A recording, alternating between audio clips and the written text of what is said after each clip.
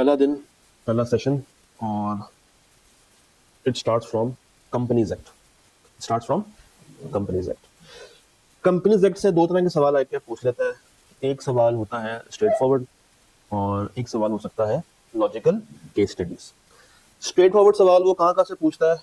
Apart from this section, apart from this section जितना भी area companies act का आपके कोर्स में है वो सारा का सारा स्ट्रेट फॉरवर्ड है, जिसमें ऑडिटर की अपॉइंटमेंट आ जाती है, तो उसको कौन लेकर आता है, कब तक वो आ सकता है, कैजुअल वैकेंसी क्या होती है, एसएससीबी कब तक अपॉइंट करता है, उसके राइट्स क्या हैं, ड्यूटीज क्या हैं, उसके बाद जो कॉस्ट अकाउंटेंट वाला पॉइंट है, वो सारा का सारा आपका नॉलेज बेस्ड है।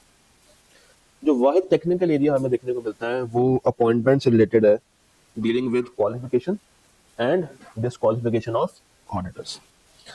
तो पहले एक दफा इसको क्विकली रिवाइज कर लेते हैं ताकि हमें क्वेश्चंस को अंडरस्टैंड करने में मसला ना हो। मुझे ये बताइए कि ऑडिट सब कंपनीज के ऊपर करवाना फर्ज है? किन पे फर्ज है? किस पे फर्ज है? हर वो पब्लिक कंपनी जो मौजूद है, लिस्टेड है, उस पे फर्ज है। अगर मैं बात करूं प्राइवेट कंपनी की, तो अगर तो वो पब्लिक की सब्सिडरी है उस पे फर्ज है।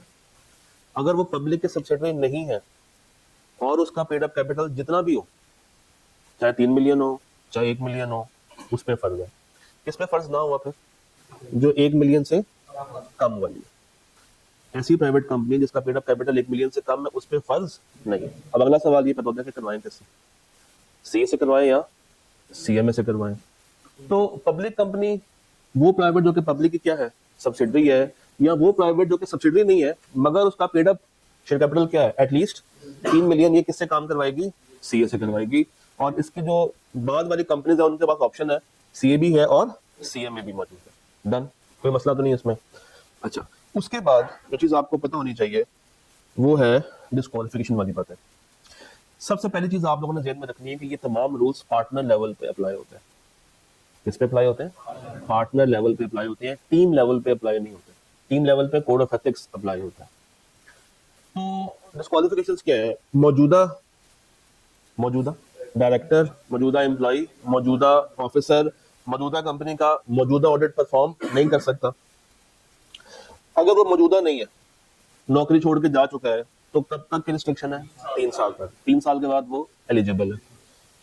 स्पाउस ऑफ डायरेक्टर ऑडिट नहीं कर सकती। अच्छा, ये डायरेक्टर कौन सा होना चाहिए? मौजूदा होना चाहिए, एग्जिस्टिंग होना चाहिए। और स्पाउस भी कौन सी होनी चाहिए? मौजूदा होनी चाहिए। इसमें फियांसे शामिल नहीं है, एक्स शामिल नहीं है, डिवोर्सी शामिल नहीं। फिर अगर person who is a partner और employee of a director, officer और एम्प्लॉय ऑफ कंपनी, तीसरा पॉइंट मुझे कोई बता सकता है? तीसरा पॉइंट, किसी और बिजनेस में अगर उसका कोई पार्टनर है, कोई एम्प्लॉय है दूसरे बिजनेस में, तो वो मेन कंपनी का ऑडिट परफॉर्म नहीं कर सकता। चले, ये 4 बातें समझ आती हैं जी? जी, उसकी बातों भी करते हैं। अभी हम सिर्फ एक कंपनी को डील कर रहे हैं, सब्सिडी वाली बात करते हैं। याद है? ओके, अच्छा। तो आपके क्या विचार है चौथे सवाल के लिए? नजम प्राइवेट लिमिटेड का पेड अप कैपिटल कितना है? 4.5 मिलियन। और वो करना चाहते हैं ऑडिट, किससे करवाना चाह रहे हैं? दाऊद से। दाऊद भाई साहब डिप्लोमा रखते हैं किसमें? आईएफआरएस में। कहां से लिया हुआ है? आईकैप से। कर सकते हैं? वजह? तो डिप्लोमा लिया तो है नहीं, diploma is not equal to a qualification certificate, तो ये अलाउ नहीं है, ये अलाउ नहीं है। चले, मैं अगर कहूंगी 4.5 मिलियन की जगह पे 1.5 मिलियन है, तो फिर भी अलाउ नहीं है, क्योंकि दूसरी ऑप्शन किसकी मिली हुई है? सीएमए की, और diploma is not equal to CMA. Done. अच्छा, अभी लिखना कैसे है एग्जाम में, ये सबसे अहम बात है। यहाँ पे मैंने कुछ लिखा है आपके लिए। Rule 1, you have to write the provision of law. अब जैसे ये वाला सवाल है, तो आपने इसमें सबसे पहले लिखनी है लॉ की प्रोविजन, जो लॉ इसके बारे में क्या कहता है। लॉ क्या कहता है कि अगर एक प्राइवेट कंपनी है जो कि सब्सिडरी नहीं है, वो ऑडिट किससे करवाएगी? सीए से या सीएमए से। आपने सबसे पहले वो बात लिख देनी है, लिख दी। उसके बाद आपने एक लाइन छोड़नी है और आपने गिवन सिनेरियो को क्या करना है? एक्सप्लेन करना है कि गिवन सिनेरियो में एक्चुअली क्या प्रॉब्लम है। And once you are done with that, तीसरा स्टेप एक्सट्रीमली इंपॉर्टेंट है, you have to write your recommendation कि वेदर ये बंदा अपॉइंट हो भी सकता है या नहीं हो सकता। ये तीसरी बात बताना उसको बहुत ज्यादा जरूरी है। अगर आप ये बता देंगे या तीसरे पार्ट को इसी के साथ जोड़ के लिख देंगे तो आंसर नहीं मिलने वाला। वो ढूंढता रहेगा कि भाई आपकी रिकमेंडेशन का, और जब उसको आपकी रिकमेंडेशन नहीं मिल रही है तो वो नंबर काट लेगा। ऑल्दो आपने यहाँ पे लिखी होगी, मगर उसको ढूंढना पड़ेगा। प्लीज उसको अपने पेपर में डाइव करने से बचाएं। जितना आप उसको अपने पेपर में इन करवाएंगे उतना आपके लिए हानिकारक होगा, नुकसानदेह होगा।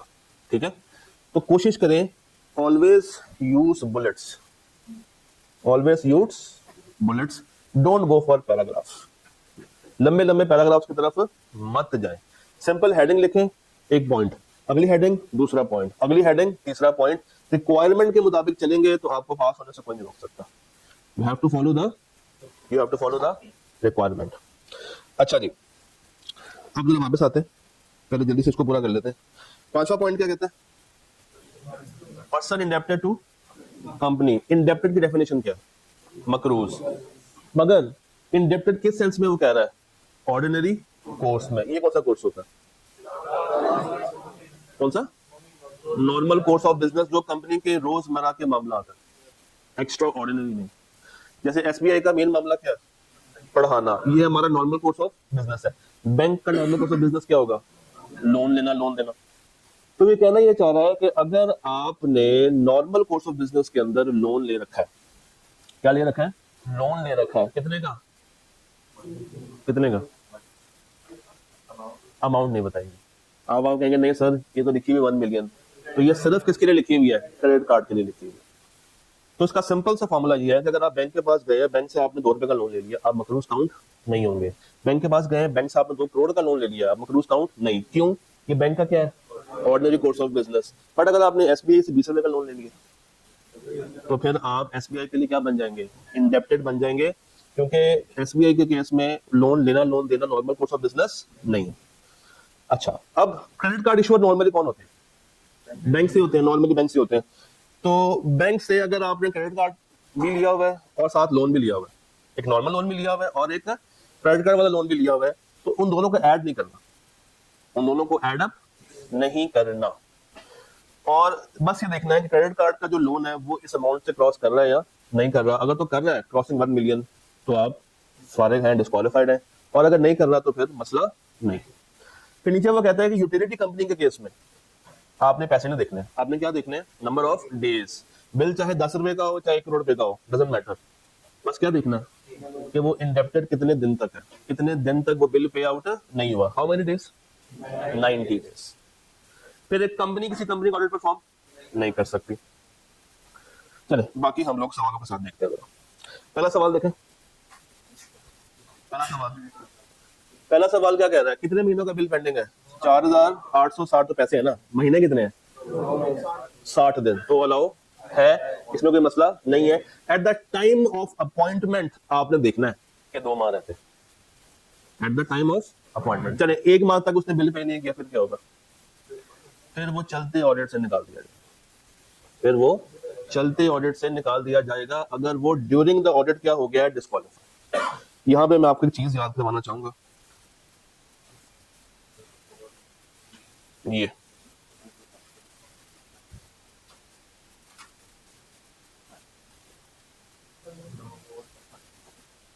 पॉइंट पढ़ा, सेकंड पॉइंट पढ़िएगा।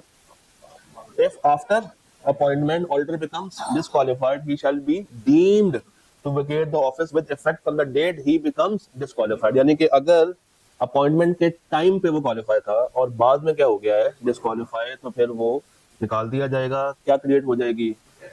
Casual vacancy. कौन फुलफिल करेगा? एससीसीपी। कितने दिनों में? With in 90 days. कौन फुलफिल करेगा? एससीसीपी। तो अगर इस सवाल के अंदर मैं हल्का सा चेंज करके आपको ये लिख दूं कि भाई ये अगले 2 महीने तक भी अपना बिल पे नहीं करता, तो 2 तो बहुत दूर की बात है, जैसे पहला महीना गुजरेगा ये ऑटोमेटिकली क्या हो जाएगा? डिस्क्वालीफाई हो जाएगा। सेकंड पॉइंट बताइएगा।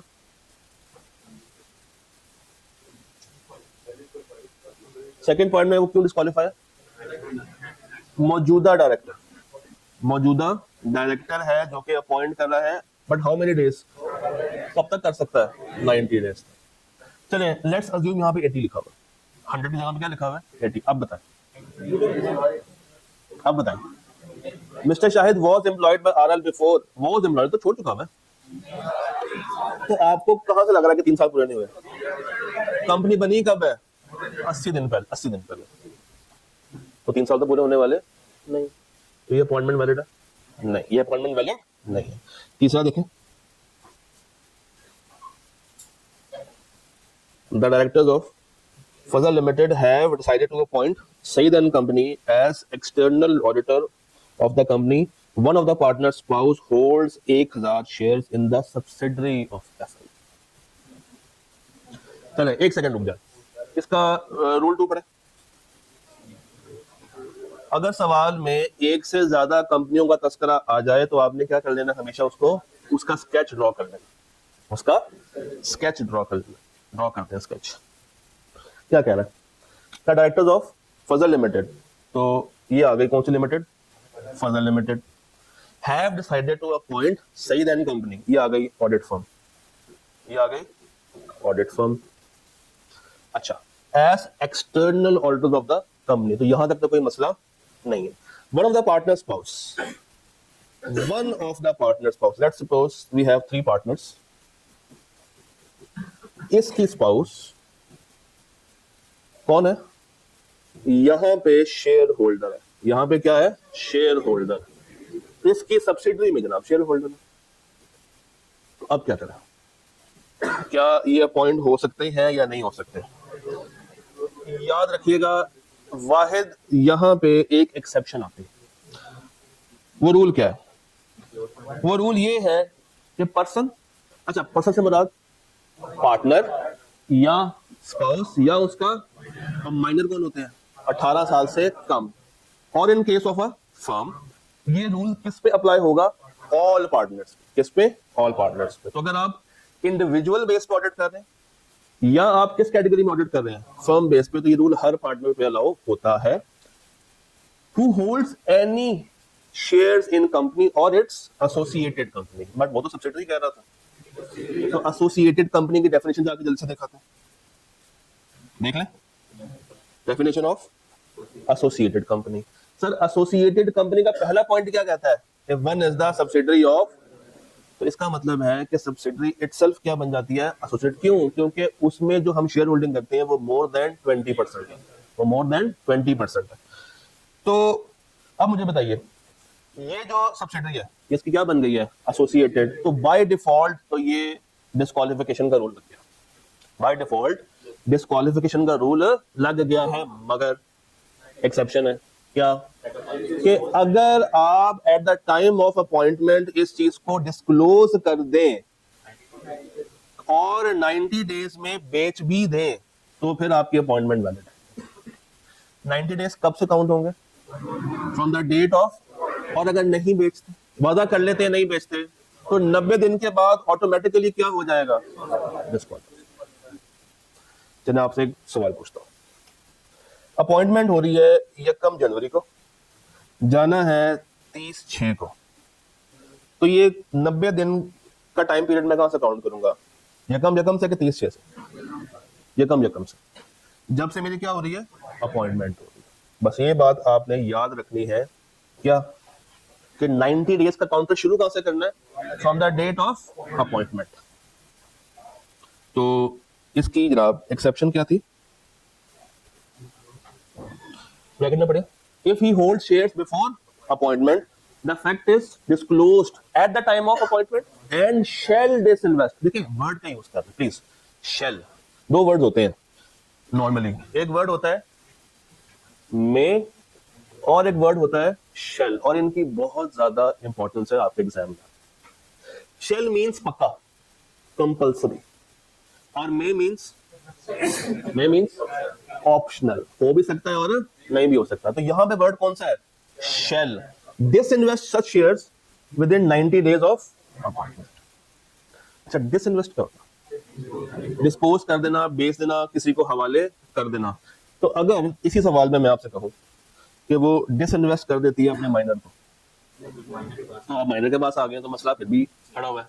वो डिसइन्वेस्ट करती है अपने फादर को, तो फिर मसला नहीं है। वो डिसइन्वेस्ट करती है अपने हस्बैंड को, तो फिर उसके बाद शेयर्स आ जाएंगे। वो डिसइन्वेस्ट करती है अपने बेटे को जो कि 22 साल का है, तो फिर मसला नहीं है, फिर मसला नहीं। अच्छा जी। हम्म? ये डिस्पोज करना अलाउ ही नहीं है। 90 डेज शुरू तब से वो हो चुके हैं जब से उसके बाद शेयर हो, ठीक है। माइनर को डिस्पोज करने से उसको एक्स्ट्रा डेज काउंट नहीं होंगे। अच्छा, पांचवा कहना जरा, ये बॉडी कॉर्पोरेट है तो कंपनी की एक कंपनी ऑडिट परफॉर्म नहीं कर सकती। ओके, चलिए जरा सेवंथ करें, सेवंथ करें सुकून से, जल्दबाजी नहीं है। तो क्या नहीं मानना, मुझे प्रॉपर लॉजिक चाहिए।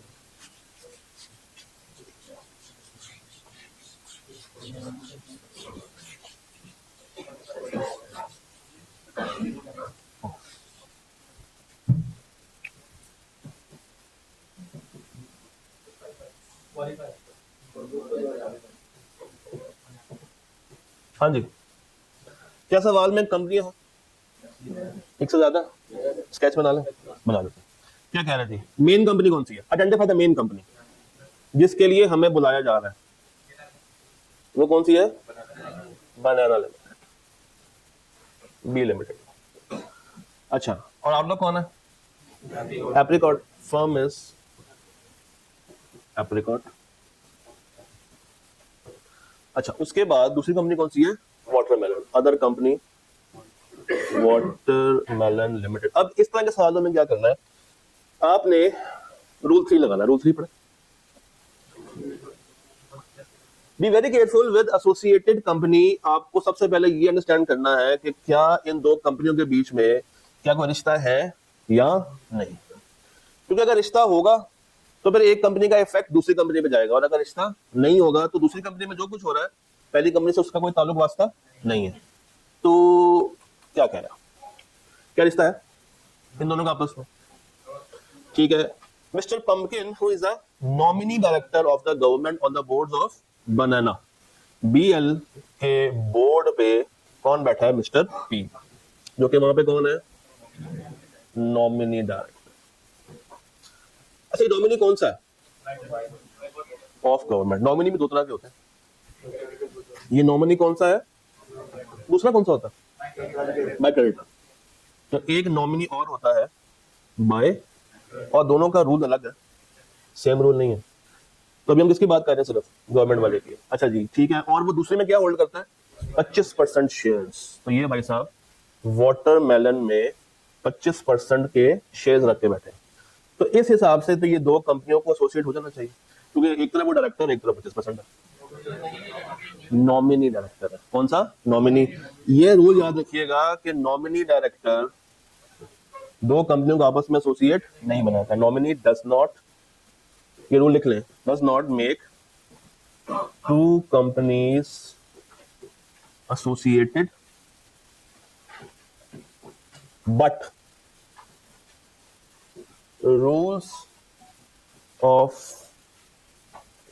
disqualification related to directors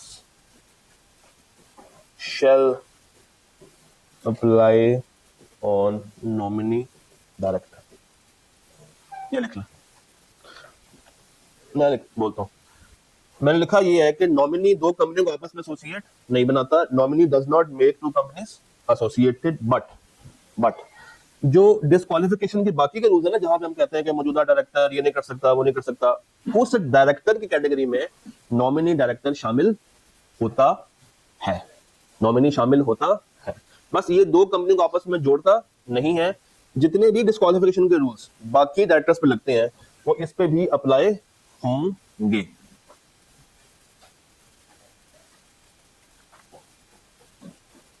वो इस पे भी अप्लाई होंगे।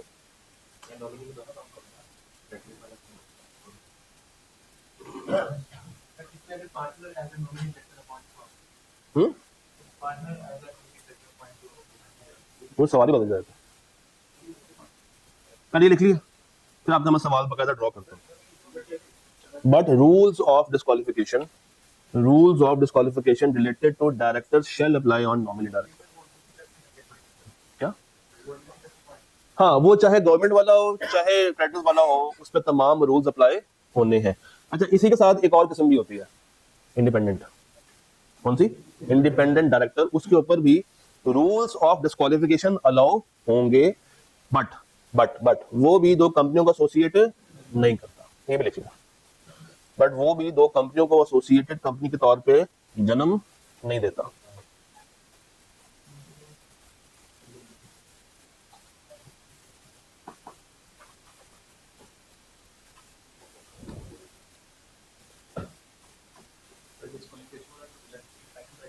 लगेगा। देखिए, इटसेल्फ तो वो डायरेक्टर है, ठीक है ना, वो लगेगा। वो चाहे नॉमिनी गवर्नमेंट वाला हो, चाहे नॉमिनी क्रेडिटर वाला हो, चाहे इंडिपेंडेंट हो, बस फर्क ये है, सुने, पहले मैं एक टेबल से बना देता हूँ, सब पे लगेगा। मैं एक टेबल से ड्रॉ कर देता हूँ, आपको आइडिया हो जाएगा। देखें, रूल ये है,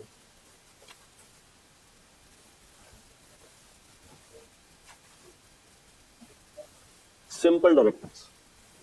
कौन से? Simple directors. ये दो कंपनियों को एसोसिएटेड कंपनी बना सकते हैं अगर मौजूद है तो, और इन पे रूल्स ऑफ डिस्क्वालिफिकेशन भी अप्लाई होंगे, ठीक है। सीईओ, सीईओ बाय डिफॉल्ट कौन होता है? डीम तो भी आप डायरेक्टर, तो ठीक है। नॉमिनी किसका? गवर्नमेंट का। ये भाई साहब दो कंपनियों को एसोसिएट नहीं बना सकते, बट इसके ऊपर रूल्स ऑफ डिस्क्वालिफिकेशन अलाउ होते हैं। फिर कौन सा रह गया? इंडिपेंडेंट। इसका भी सेम, इसका भी सेम है। फर्क किधर आता है? फर्क आता है nominee of creditor, nominee of creditor.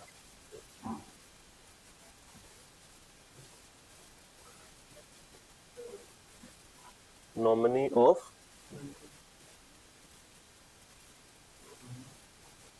जो क्रेडिटर से आया हुआ नॉमिनी है, वो दो कंपनियों को एसोसिएट बना सकता है। ये हमें कैसे पता चला? हमें पता चला इसकी एक्सेप्शन को पढ़ के। इसकी एक्सेप्शन देखें, नॉमिनी डायरेक्टर ऑफ फेडरल या प्रोविंशियल गवर्नमेंट और अ फाइनेंशियल इंस्टीट्यूशन ओन्ड और कंट्रोल्ड बाय दो से मुराद गवर्नमेंट और NIT. NIT is national investment trust. अब सुने, अगर तो क्रेडिटर, किसका है? गवर्नमेंट का है। अगर तो क्रेडिटर किसका है? गवर्नमेंट का है, तो फिर ये वाला रूल लगेगा। और अगर नॉमिनी अदर देन गवर्नमेंट है और किसका है? एक फाइनेंशियल इंस्टीट्यूशन का है, तो फिर ये वाला रूल लगेगा। बात समझ आई? तो ये वाला लगेगा ना। और अगर गवर्नमेंट ओन्ड है तो ये वाला लगेगा। डन? चलिए आगे, इजी। और ये पॉइंट पढ़ ले, directorship of a person appointed as an independent. अच्छा, सीएफओ पे लगेगा ये रूल? सीएफओ मैनेजरियल रोल पे है, वो डायरेक्टर नहीं होता। सीटीओ पे लगेगा, सीएमओ पे लगेगा नहीं, सिर्फ और सिर्फ डीम्ड टू बी डायरेक्टर कौन है? सीएम। अच्छा, चलिए मुझे जरा एट्थ करके बताएं, जरा एट्थ। अब आपकी बारी है, अब करें एट्थ।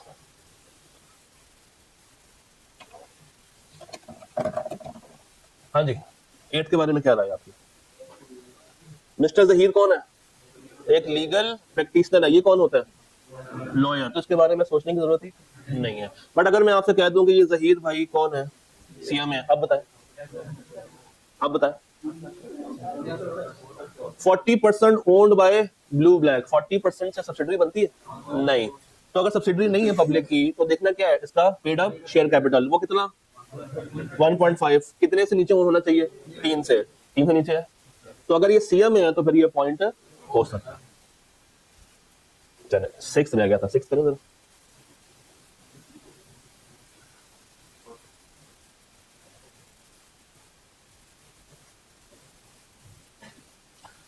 मैं ये मोस्ट का वर्ड काट के ना यहाँ पे लिख रहा हूँ 3।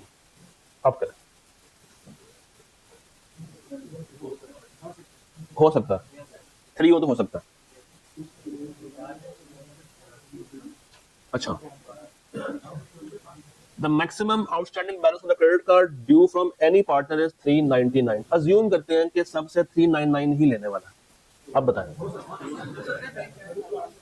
अब सुने, आपने हमेशा डिस्क्वालिफिकेशन देखनी है पहले फर्म लेवल पे। सबसे पहले आपने किस लेवल पे देखनी है? फर्म लेवल पे देखनी है। यहां लिखता हूं, आपने किस लेवल पे देखनी है? फर्म लेवल पे देखनी है। फिर आपने देखनी है किसके ऊपर? Individual level. फिर आपने किस लेवल पे देखनी है? इंडिविजुअल लेवल पे देखनी है। अगर मैं आपसे कहूं कि 3 पार्टनर्स हैं और तीनों का मैक्सिमम बैलेंस कितना है? 399,000, मल्टीप्लाई करके बताएं आंसर क्या है? 11,97,000 और लिमिट कितने की थी? 1 मिलियन की। तो फर्म लेवल के ऊपर तो डिस्क्वालिफिकेशन हिट हो गई। फर्म लेवल के ऊपर डिस्क्वालिफिकेशन हिट हो चुकी है। बट अगर इनमें से कोई भी इंडिविजुअल लेवल पे करना चाहे तो वो कर सकता है। इंडिविजुअल लेवल पे करना चाहे तो वो परफॉर्म है एक शर्त के साथ। वो शर्त कौन सी? उसके पास उसका अपना जाती क्या हो? Valid certificate of practice. कहां से आया हुआ? आई कैप से। तो इस एरिया में काफी ज्यादा छोटी छोटी बातें साथ साथ नोट करते जाए। बात समझ आ रही? अच्छा जनाब, चलिए जरा 9th करें, बल्कि काम करें 9, 10, 11, 12 चारों करें पहले आप लोग। फिर आपसे मुलाकात करते हैं। ऑनलाइन का ऑनलाइन वाले हजरात पॉज कर सकते हैं और 9, 10, 11, 12 अब आपने ये सॉल्व करना है। पहले 9 करें, फिर 10 करें, फिर 11 करें और फिर 12 करें। जल्दी से, स्पीड लगानी है।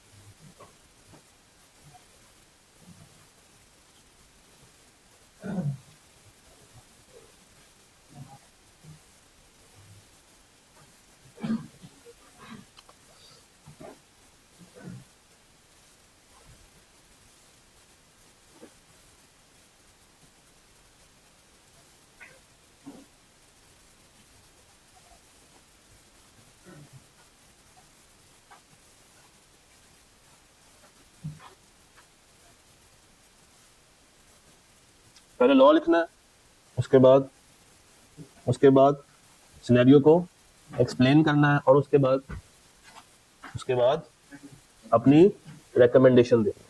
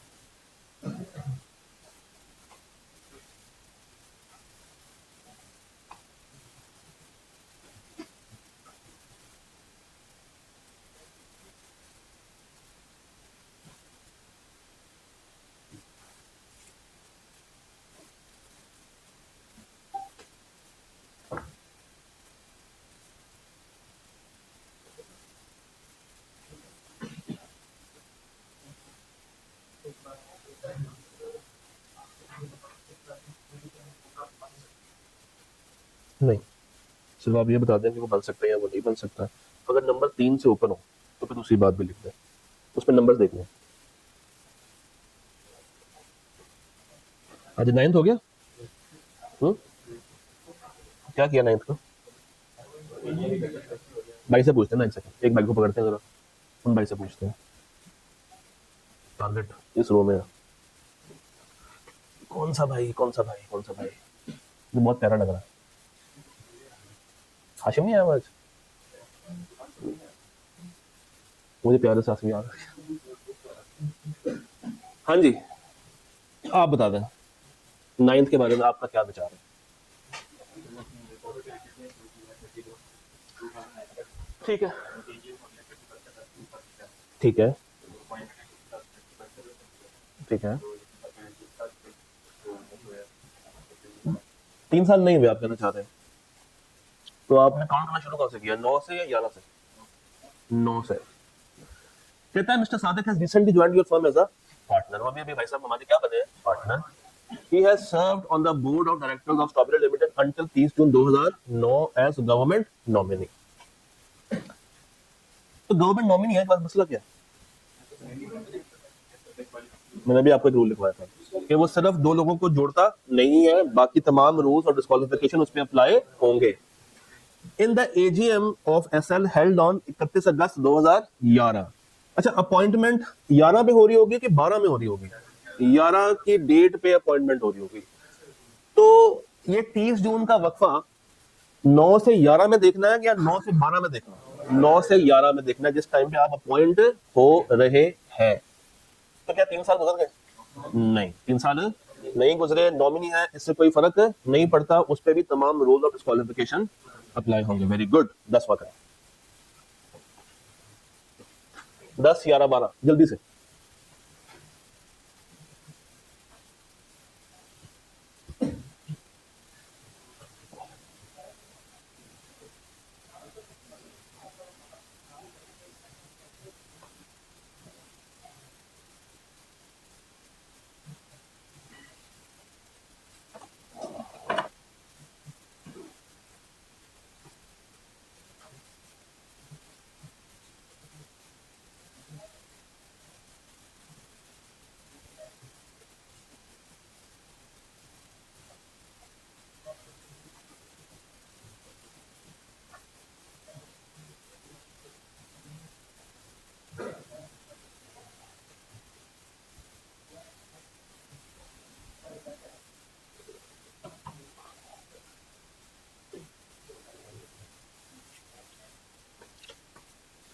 हाँ जी, एनीवन फॉर 10th जी।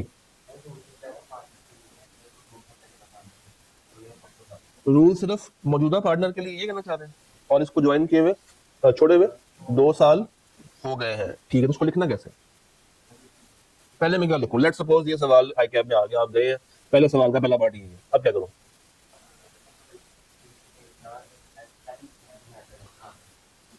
भाई ने कहा सबसे पहले हम लिखेंगे प्रोविजन। सर कौन सी प्रोविजन, मुझे बताइए, इनमें से कौन सी प्रोविजन आएगी? तीसरी प्रोविजन आएगी, ऐसा ही जनाब? सारे इस बात में मुत्तफिक हैं? तो सबसे पहले तीसरी प्रोविजन आएगी कि person who is a partner और employee of a director, officer और एम्प्लॉय ऑफ अ कंपनी, मगर किसी दूसरे बिजनेस में। लिख दिया। उसके बाद सिनेरियो को अब आप कैसे एक्सप्लेन करेंगे, आप मुझे बताएं।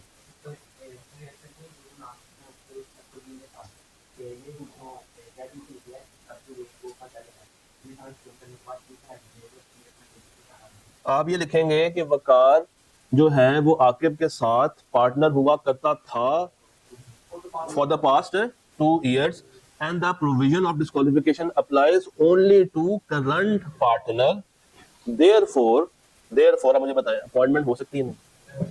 तो ये तीसरी हेडिंग में आ जाएगा, रिकमेंडेशन। यहाँ पे अपॉइंटमेंट वैलिड है, हो सकती है। चलिए, वेरी गुड। 11th के बारे में कोई विचार अगर अपना देना चाहे?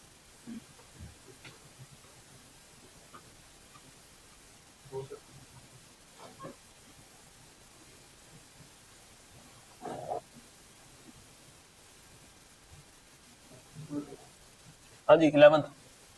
Asif Aleem and Company Chartered Accountants has accepted an offer for appointment as the auditors of Gold Limited। यहां तक तो कोई मसला नहीं है। मसला आ गया है, एएसी का पार्टनर, इसका नाम क्या है? कमाल। वो गुल में कितने शेयर्स रखता है? 5000।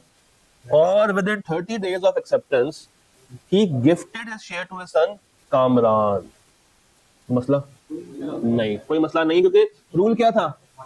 माइनर को नहीं देने, स्पाउस को नहीं देना और अपने पास नहीं रखना। तो आपने ये बताना है कि अगर वो अपने बेटे कामरान को गिफ्ट करना है तो डिस्क्वालिफिकेशन में मेजर सन का कोई रोल नहीं है। देयरफॉर रिकमेंडेशन क्या देंगे? अपॉइंटमेंट इज वैलिड या it can be appointed as the auditor of gold limited. ये लाइन लिखना जरूरी है।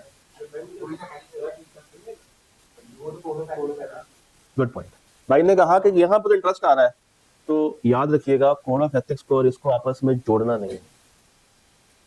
कोड ऑफ एथिक्स की बातों को इसके साथ कंबाइन करने की जरूरत नहीं है, प्लीज मेक श्योर। और जहां मर्जी हो, कोड ऑफ एथिक्स को इसके साथ जोड़ना नहीं है। भाई ने हमें एक अच्छी बात को रिकॉल करवा दिया। ये आखिरी रो में क्या चल रहा है, कौन सी बातें हो रही हैं? जनाना मर्दाना है, कैसे आएगा कोड ऑफ एथिक्स? कोई बात नहीं। देखो, एक बंदा एक जगह पे काम कर रहा है, उसके पास शेयर है, ठीक है। लॉ कहता है कि तुमने अगर यहाँ पे ऑडिटर बनना है तो मेरी शेयर्स को क्या करने पड़ेंगे? डिस्पोज करने पड़ेंगे। हमने कहा ठीक है, मैं डिस्पोज कर देता हूँ। किसको बेच दिए? अपने बड़े बेटे को बेच दिए, जो कि कहाँ पे है? मैनेजर है किसमें? एएसी में। फर्स्ट करो यहाँ पे फर्म नहीं है, यहाँ पे वही क्लाइंट का नाम होता, क्लाइंट होता, ठीक है। तो अब अगर मैं गौर करूँ, कोड ऑफ एथिक्स में जाऊं, तो मेरे पास शेयर हो या मेरे किसी फैमिली मेंबर्स के पास शेयर हो, तो कौन सा थ्रेट बनता? Self interest. उसके बारे में नहीं सोचना, उसके बारे में नहीं सोचना। तो कंपनीज एक्ट के सवालों में कोड का जिक्र नहीं होना चाहिए, और कोड के सवालों में कंपनीज एक्ट का जिक्र नहीं होना चाहिए। स्टैटिक, स्टैटिक क्यों लिखवाया? स्टैटिक इसलिए लिखवाया है क्योंकि ये एक सेफगार्ड भी है कि कंपनीज एक्ट अगर आपको मना कर दे तो फिर आपको कोड ऑटोमेटिकली क्या कर देता है? मना कर देता है। तो आप इसको एज सेफगार्ड भी इस्तेमाल कर सकते हैं। खैर भी बात करेंगे इसके ऊपर। ये पॉइंट समझ आया? 12वां करें।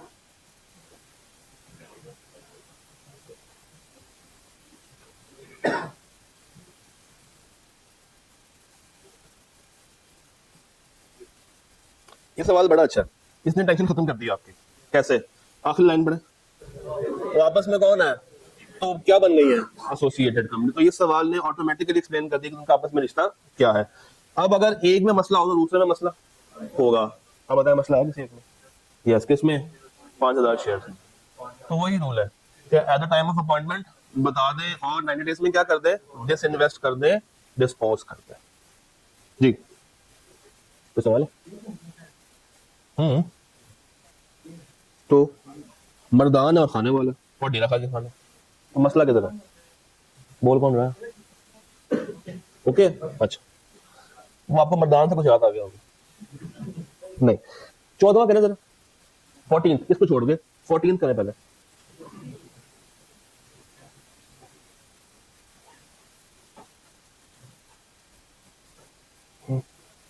फोर्टींथ,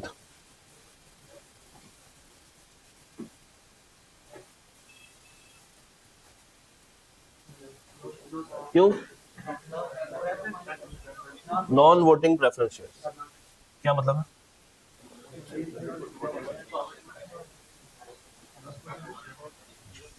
ये पॉइंट है।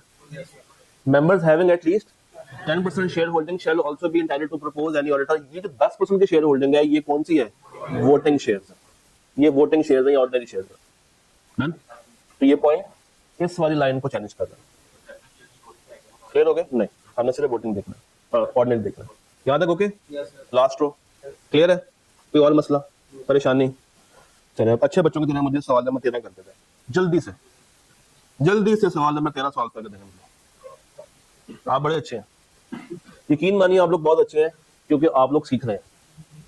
कुछ ऐसे लोग भी हैं जो भी रिजाइन में होंगे सूरत, तो अगर आप एफर्ट करके आए हैं तो कुछ यहाँ से लेके जाए। चाय के अलावा चाय तो ऐसे मिल जाती है।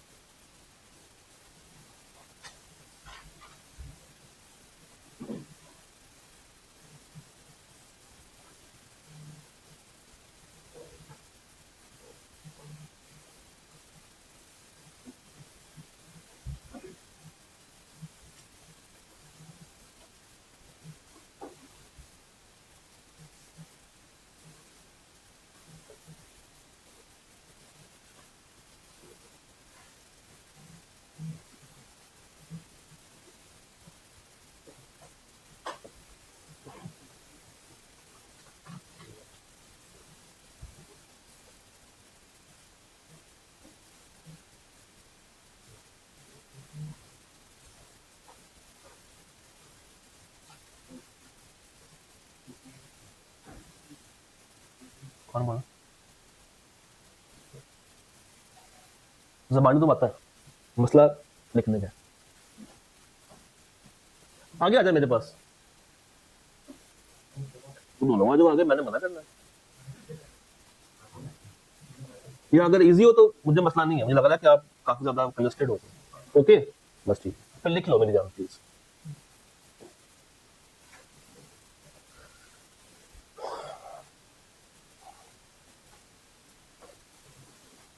Bilal and company, Bilal and company.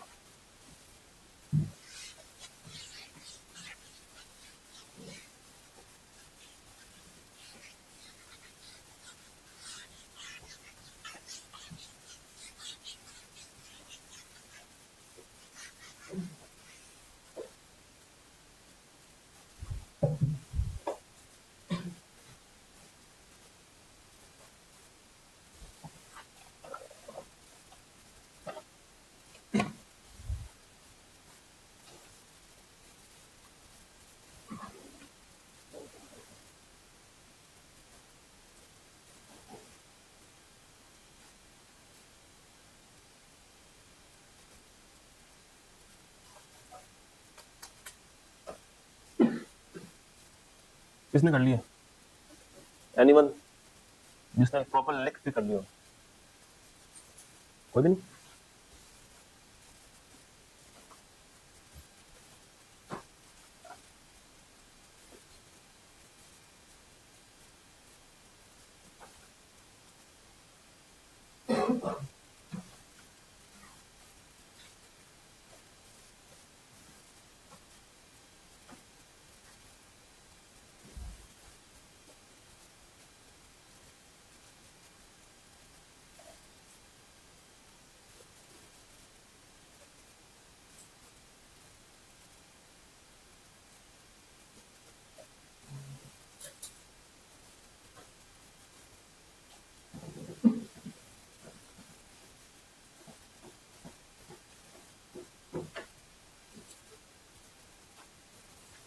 Hello solve, ये हो गया, करो करो, कर लो आराम से कर लो।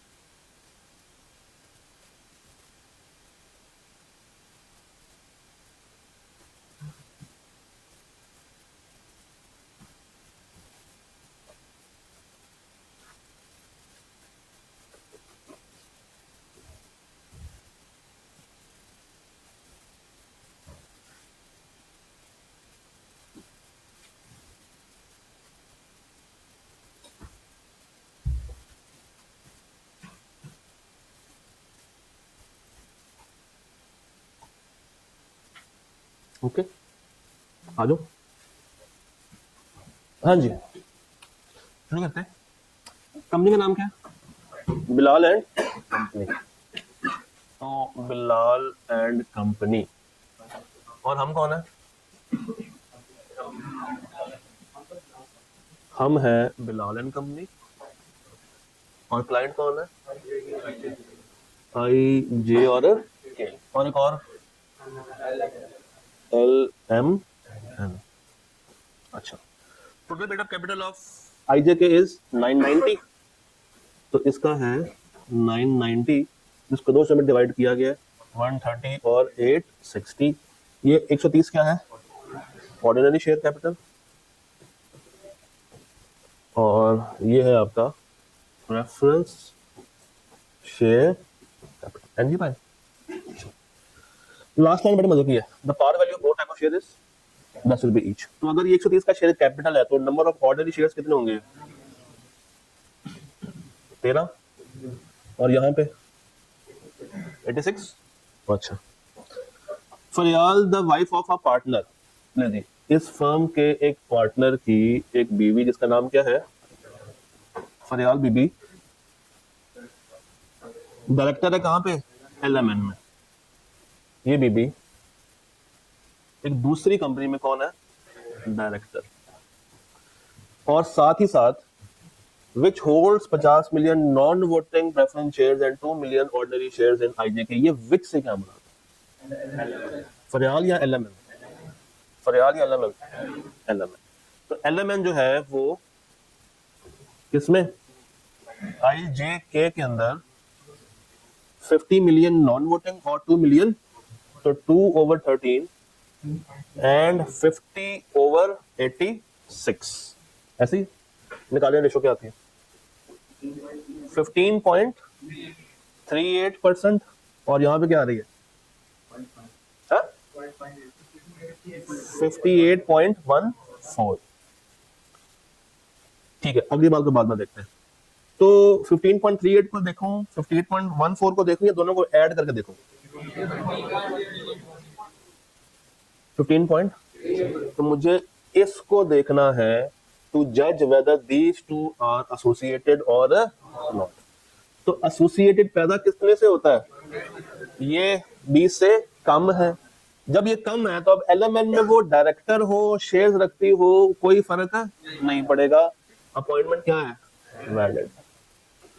तो इस सवाल में उसने सिर्फ ये वर्किंग करवाई आपसे ताकि वो ये जान सके कि आपको इस 20% वाले रूल के बारे में आइडिया है या नहीं। डन, कोई मसला, परेशानी? अब मैंने बहुत बोल दिया, अब आपकी बारी है। अब आप मुझे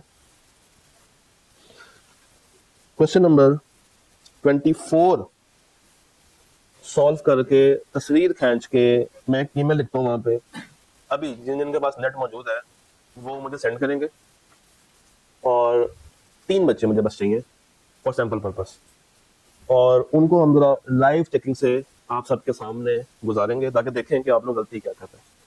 ठीक है, तो 3 बच्चे कौन से हैं, 1, दूसरा, 2, तीसरा, 3। चलो डन हो गया, 1, 2 और 3 करना सबने है। और जो बाकी सेंड नहीं कर रहे वो दूसरे भाई के साथ अपने रजिस्टर को स्वैप कर लेंगे ताकि आप किसी और का चेक करें और वो किसी और का चेक करें। डन, क्या वो भाई के पास स्कोप लिमिटेशन आ गई है, सर हॉटस्पॉट मिल जाएगा, टेंशन ना लें, मिस तो जाएंगे, खैर है, कोई मसला नहीं है। डन, लिखें कौन सा सवाल है, दाऊद एंड कंपनी, सवाल नंबर 24। क्यों आएगी, जब उनका आपस में वो रिश्ता ही नहीं है, जब रिश्ता ही नहीं है तो हम वो बात क्यों करेंगे, वो बात आप करते हैं जब ये रिश्ता होता, वो यहाँ पे पॉइंट पूरा होता, यहाँ पे उसके बाद शेयर्स होते हैं, फिर हम कहते हैं कि ये बेचने पड़ेंगे, बताना पड़ेगा, फिर तुम्हें पक्का पक्का लाभ किया जाए। जब रिश्ता ही कोई नहीं है तो इसमें जो हो रहा है जो नहीं हो रहा इससे इसका कोई ताल्लुक वास्ता ही नहीं, तो फिर नहीं लिखेंगे हम। ठीक है जी, तो आपके पास इस पूरे सवाल को सॉल्व करने के लिए सिर्फ 6 मिनट है, 6 मिनट्स यू हैव। 3 इसकी रिक्वायरमेंट्स है, एक में सब्सिडरी मान लें, एक में एसोसिएट मान लें, और एक में ना सब्सिडरी और ना वो एसोसिएट है।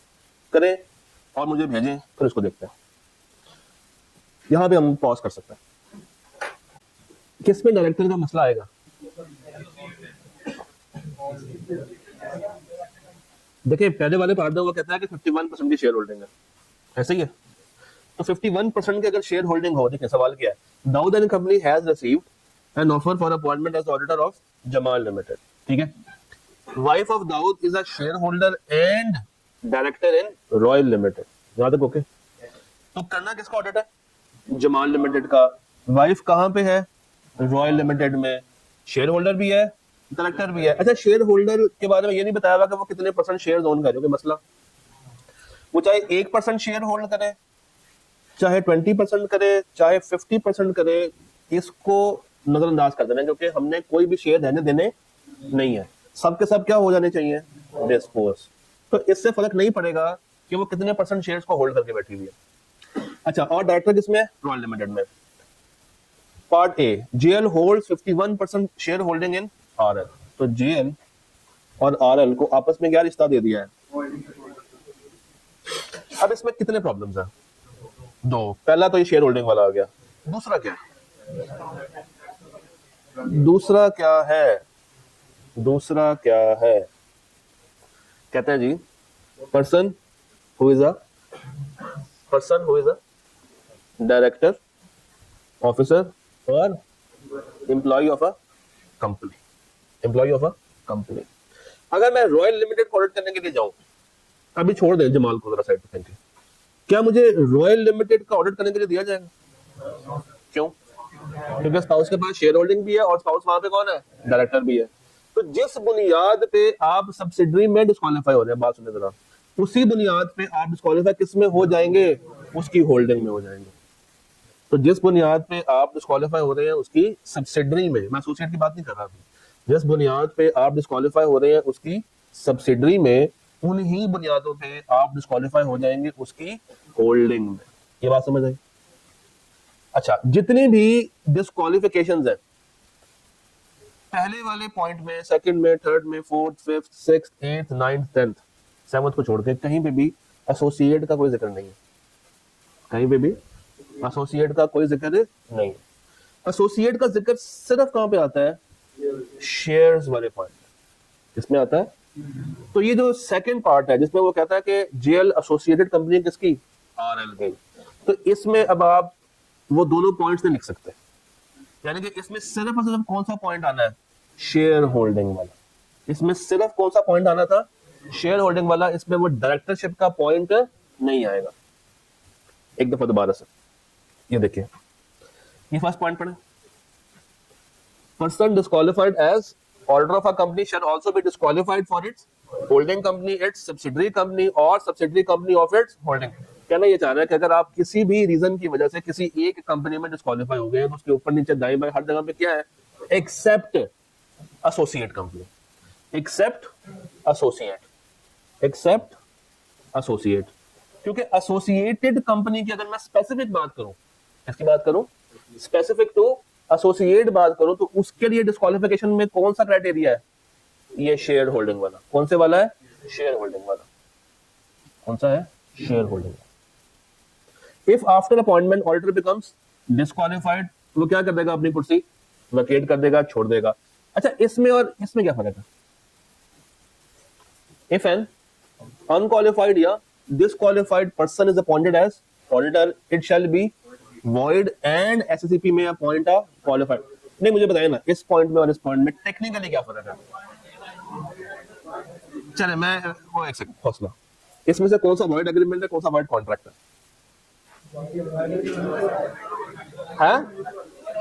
नीचे वाला, ये वाला कौन सा है?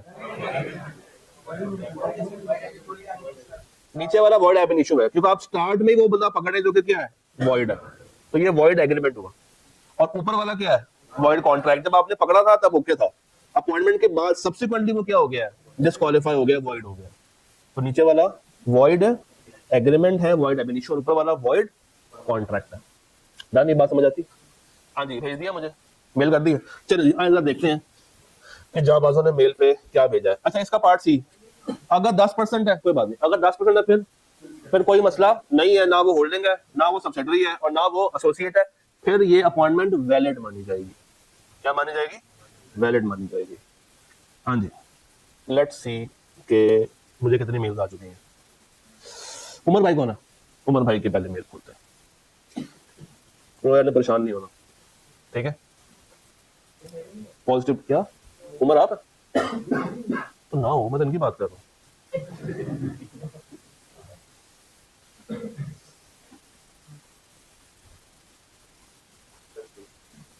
हाँ यार, ऐसे करना पड़ेगा। अच्छा, क्या हम सबको विजिबल है? ठीक है sir. JL holds 51% share holding in RL. अच्छा, इन्होंने अब क्या किया? इन्होंने सबसे पहले कहानी शुरू की है केस 1 से। ये क्या लिखा हुआ इन्होंने? केस 1। अब मैं जाके बस ये देखना चाहूंगा कि यहाँ पे पार्ट्स लिखे हुए थे, यहाँ पे ए था, बी था और सी था। तो आइडियली कि आपने भी वहां पे पार्ट्स लिखे, देख लेते हैं कि इन्होंने यहाँ पे पार्ट्स मेंशन किए हैं, नहीं मेंशन किए। तो आपको केस 1 की जगह पे लिखना क्या चाहिए था? Part A. लिखना क्या चाहिए था? Part A. चलो कोई बात नहीं, ये गलती हम माफ कर देते हैं। As per companies act. अच्छा, ये अब ये क्या लिखने जा रहे होंगे? प्रोविजन। तो उसकी हेडिंग क्या है बॉस? हाँ, बोर्ड स्पेशल लगा दिया, but how to examiner knows कि इसमें प्रोविजन है, इसमें सिनेरियो और इसमें आपकी बात है, उसको एक हेडिंग के साथ डोनेट कर दे। तो हेडिंग, उसके नीचे बुलेट आ जाए। यार ये सुन लो बातें, ये गलती आप लोगों ने भी की होगी। तो सबसे पहले आप लोगों ने क्या देना है? हेडिंग और उस हेडिंग के नीचे आपने पहले क्या खोलनी है, बुलेट। अच्छा जी, कहना ये चाह रहे हैं as per companies act if a partner of a firm, his spouse और minor children holds shares in a company और any of its subsidiary, he cannot be appointed as auditor of the company। क्या किसी को इस provision में कोई एतराज है एतराज? बताएं क्या। सब्सिडरी की बजाय एसोसिएटेड लिखना था। और कोई एतराज? और कोई एतराज?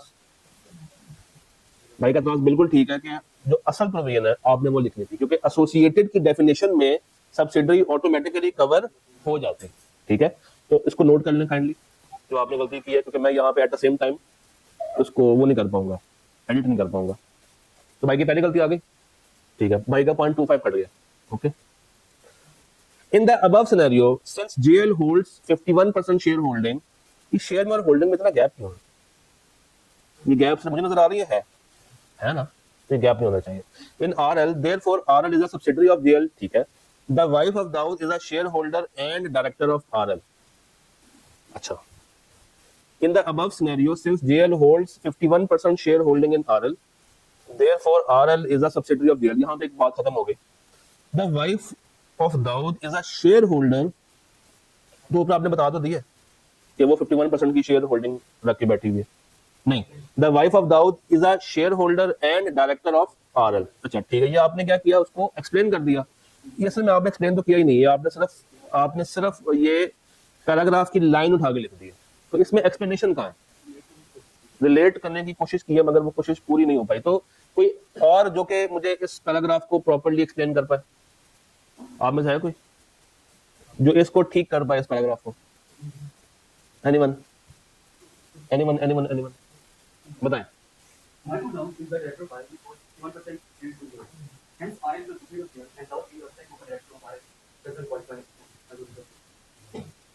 तो आप तीनों बातें बता दी ना, मैं सिर्फ किसकी बात कर रहा हूँ, सिर्फ एक्सप्लेनेशन की बात कर रहा हूँ। सिर्फ मुझे वो बता दें। 51% share holding in RL, therefore RL is a subsidiary of JL, बात समझ आती है। नीचे आपने बता दिया कि वो वहां पे शेयर होल्डर भी है और डायरेक्टर भी है।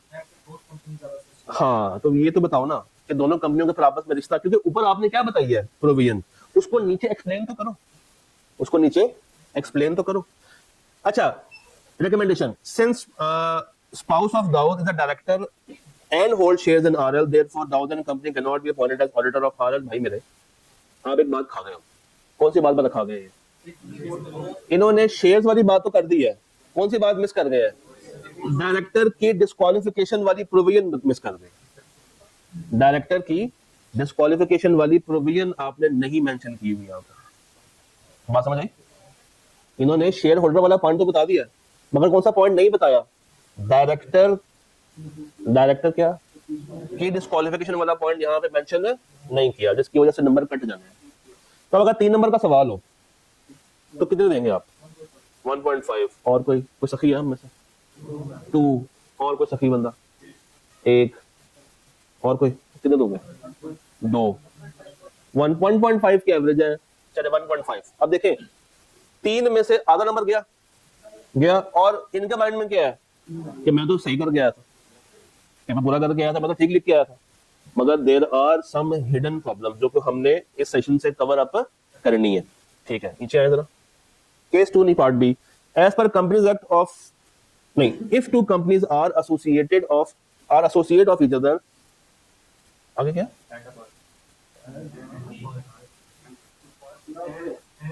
and a partner is and कहना चाह रहे होंगे, and a partner is disqualified to be appointed as auditor of a company, he shall be disqualified for other company।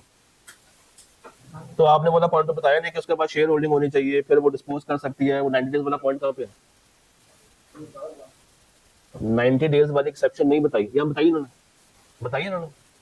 तो बताइए है तो किसने बताने थे कि वो 90 डेज में उसको डिस्पोज ऑफ करेगी, फिर वो अपॉइंट की जा सकती है। तो अब अगर ये सवाल 3 नंबर का हो जिसमें एक्सेप्शन ही खा गए, फिर आधा नंबर भी नहीं मिल रहा, क्योंकि इसमें आपने कुछ भी नहीं बताया। जो काम की बात थी वो आप टोटली क्या कर गए हो? इग्नोर कर गए हो। अब मसला बताऊं क्या है, इनके माइंड में ये है कि मुझे आता है, सुने जरा प्लीज, इनके माइंड में क्या है कि मुझे ये चीज आता है, मैंने सही लिखी है। बट इन रियलिटी चेक 6 में से कितने नंबर आए बेटा? इनके 2 नंबर आए। तो 6 में से 2 मीन सवाल के पासिंग मार्क्स भी हासिल नहीं कर पाए। एक्स्ट्रापोलेट करते हैं, 6 में से अगर 2 तो 100 में से कितने? तो 100 में से कितने? तो यही रीजन होती है फेलियर। परेशान नहीं होना, पासिंग मार्क्स भी आएंगे। अच्छा, और पार्ट 3 का है वो किया ही नहीं है।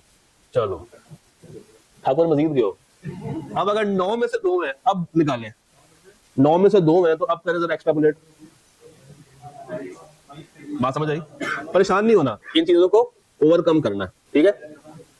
अच्छा, एक और चीज जिसने मुझे ऑफेंड किया है, इस पूरे पेज की जगह पे कटिंग हुई है, वो देख रहे हैं कॉर्नर पे, वो काम नहीं करना, वो काम नहीं करना। अच्छे खासे सवाल का खुद अगर बेड़ा गर्क करना हो ना तो वो कटिंग से किया जा सकता है। देखिए, आप एक ही दफा लिखें, चीज सोच के लिखें। अगर आपने कोई प्रमेय लिखनी है, अगर आपने कोई बात करनी है, तो उसको प्रॉपर ऑथेंटिक सोच के लिख के तसल्ली से लिखें। इतनी जल्दबाजी में, हड़बड़ी में लिखेंगे, फिर काटेंगे, फिर लिखेंगे, तो टाइम आप एक्चुअल से ज्यादा इन्वेस्ट कर रहे होते हैं, जो कि अच्छी चीज एग्जाम में नहीं। और आपकी प्रेजेंटेशन काफी ज्यादा मैटर करती है। एग्जामिनर्स के पास इतना टाइम नहीं होता कि वो आपके पेपर को लेकर रात तक बैठे रहे। और मजे की बात यह है कि आपने अपना परसेप्शन हर एग्जामिनर के माइंड में अलग से क्रिएट करना है। क्यों बोला? क्योंकि हर सवाल डिफरेंट बंदे के पास जाना। यस, अगर पेपर में 8 सवाल है तो शायद 4 बंदे बैठ के पेपर चेक कर रहे होंगे, और हर बंदे के हिस्से 1-1.5 सवाल, 2 सवाल आया होगा। तो अपना परसेप्शन बनाना है, इस तरह की चीजों को ओवरकम करें। और ये आइडियल टाइम है, इस आखिरी महीने में इसके ऊपर काम शाम करें, ताकि चीजें जो आपके पास कंटेंट की नॉलेज है उसको आप कागज पे कन्वर्ट कर सकें। इससे पहले कि आईकैप कंप्यूटर बेस किया, ठीक है। चलें, अब एक काम करते हैं, आपको एक होमवर्क देते हैं। हम लोगों ने कितने सवाल कर लिए? शुरू के कितने कर लिए थे? 14। उसके बाद हम लोगों ने इस पेज से कितना किया? 24वां किया। तो क्वेश्चन नंबर 15 से लेके कहां तक? 23 तक ही आप लोगों ने घर पे सॉल्व करने हैं। इसको लिख लें, करने ना करने वो आप लोगों के ऊपर है, बट मेरे तो तरफ से ये है कि आप लोग करेंगे इंशाल्लाह ताला, क्योंकि अब आप लोग जज्बाती हैं। जज्बाती है कि नहीं है? तो 15 से लेके 23 तक ही आप लोगों ने फर्स्ट गो में करने हैं।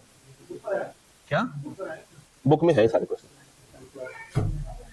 15 से लेके 23 तक। और जब ये कर लें, ओ भाई क्या बातें हो रही हैं पीछे, जब आप लोग ये कर लें और आपको लगे कि आपको कंपनीज एक्ट सारा तैयार हो गया, एक आखिरी चेक इस सवाल के थ्रू कर लीजिएगा। बात समझ आई? एक आखिरी चेक इस सवाल के थ्रू कर लीजिएगा कल ही, कल से मुराद है आज ही, आज, ठीक है। जब आप मुझे कहेंगे कि सर इस सवाल का सॉल्यूशन भेज दें जो बोर्ड पे डिस्कस हुआ वो, तो मैं भेज दूंगा। ओके, ये क्वेश्चन आप लोगों ने कब करना है? बिल्कुल उस वक्त जब आपको लगे कि यार I am done with this companies act, अब मुझे ये पक्का पक्का तैयार हो गया है। जितने भी इंपॉर्टेंट पार्ट्स हैं वो मैंने यहाँ पे ला के खड़े कर दिए। इनके अलावा एग्जाम में जाने के लिए कोई और पार्ट अलग से करने की जरूरत नहीं है, मां सिवाय जो स्ट्रेट फॉरवर्ड सवाल आए हैं। तो जितने भी इंपॉर्टेंट एलिमेंट्स थे वो मैंने यहाँ पे ला के कवर कर दिए हैं। तो यहाँ पे हम लोग पहली ब्रेक कर लेते हैं, ठीक है। पहली ब्रेक कर लेते हैं, 11:10 हुए, 11:30 पे, तब तक आप लोग चाय भी पी लें। Then will start companies act, और सॉरी कोड ऑफ एथिक्स, ठीक है जी। तो यहाँ पे हमारा पहला सेशन खत्म हो रहा है।